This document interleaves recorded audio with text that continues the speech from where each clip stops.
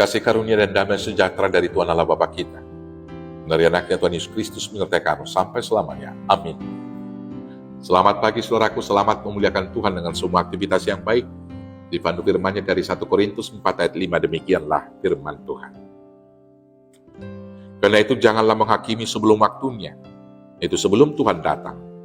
Ia akan menerangi juga apa yang tersembunyi dalam kegelapan, dan Ia akan memperlihatkan apa yang dirancangkan di dalam hati. Maka tiap-tiap orang akan menerima pujian dari Allah. Demikianlah firman Tuhan. Bapak Ibu saudaraku yang terkasih dalam Yesus Kristus, ambisi untuk hidup sempurna dari manusia seringkali membuat seseorang bersikap kritis dan menghakimi, bahkan menghukum orang lain. Seringkali seseorang menilai orang lain dengan ukuran yang sangat ketat, sementara jika menilai dirinya sendiri, mengukurnya dengan ukuran yang sangat longgar. Ini adalah sikap yang berbahaya, karena jika kita berpegang pada kebenaran, kita tidak berwenang untuk bersikap demikian, karena satu-satunya yang berhak atas penghakiman adalah Allah sendiri. Dunia ini dipenuhi oleh orang yang gemar mengubah hidup orang lain. Tanpa sadar, kita pun terjebak dalam kebiasaan menilai dan menghakimi orang lain. Semua kalangan bisa menjadi hakim bagi sesamanya, bahkan hamba-hamba Tuhan sekalipun dapat melakukannya. Banyak hamba Tuhan yang berusaha membereskan dosa-dosa orang lain, tetapi luput untuk membereskan dosanya sendiri. Jadi kita semua sama-sama memiliki tantangan yang sama, bagaimana belajar untuk tidak lagi menghakimi.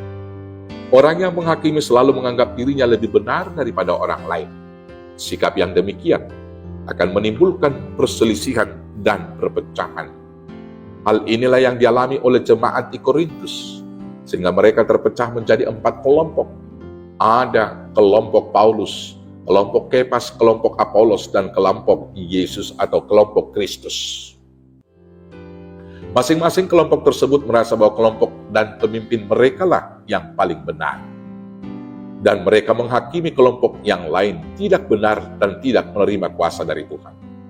Dalam situasi yang demikian, Paulus menasihati mereka di dalam nats renungan hari ini dengan berkata, karena itu, janganlah menghakimi sebelum waktunya, yaitu sebelum Tuhan datang.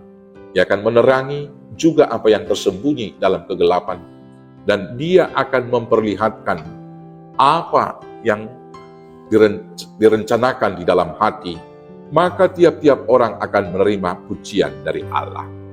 Bapak Ibu saudaraku yang terkasih dalam Yesus Kristus, pada zaman ini banyak orang yang mengaku orang percaya, tetapi hidupnya tidak dapat dipercaya. Banyak orang yang mengaku pengikut Kristus, tetapi tidak menjadi pelaku kasih yang sesungguhnya. Banyak orang yang mengaku cinta akan kesatuan dan persekutuan, tetapi dalam praktek kehidupannya sering menjadi batu sandungan bagi sesamanya dan menimbulkan perselisihan dan perpecahan.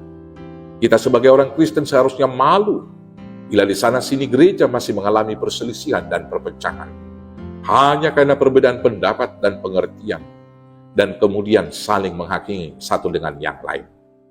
Kita seharusnya malu apabila ada gereja yang saling menghakimi dan saling mengkafirkan satu dengan yang lain. Kita tidak menyadari bahwa dengan terjadinya perpecahan di dalam gereja, kita telah mencabik-cabik tubuh Kristus yang satu itu. Gereja boleh saja berlomba untuk menampilkan pelayanan yang terbaik, tetapi harus menghindari cara-cara yang dapat menyebabkan persaingan yang tidak sehat. Gereja adalah tubuh Kristus yang harus kita jaga keutuhannya, dan gereja adalah pusat pengajaran iman tentang Kristus. Karena itu gereja harus menjadikan Kristus menjadi pusat pemberitaan dan raja dari gereja tersebut. Untuk itu kita tidak boleh saling menghakimi dan mencari kemuliaan sendiri. Segala kemuliaan hanya kita persembahkan untuk Tuhan saja. Karena itu, mari kita saling memahami, saling mengampuni, bukan saling menghakimi. Tuhan Yesus memberkati. Amin. Kita bersatu dalam doa. Terima kasih Bapa yang baik. Biarlah Tuhan yang memberikan kami hati yang dipimpin Roh Kudus, sehingga kami melihat kesalahan kami. Dan dengan demikian kami rendah hati mau memohon pengampunan dosa dan tidak menganggap diri yang lebih benar dan menghakimi sesama yang lain. Dengan demikianlah kami boleh hidup di dalam damai sejahtera-Mu, dipersekutukan di dalam tubuh Kristus, dan Kristus menjadi kepala kami. Maka jadilah kehendak-Mu bagi kami hanya di dalam Yesus Tuhan Juru Selamat kami yang hidup.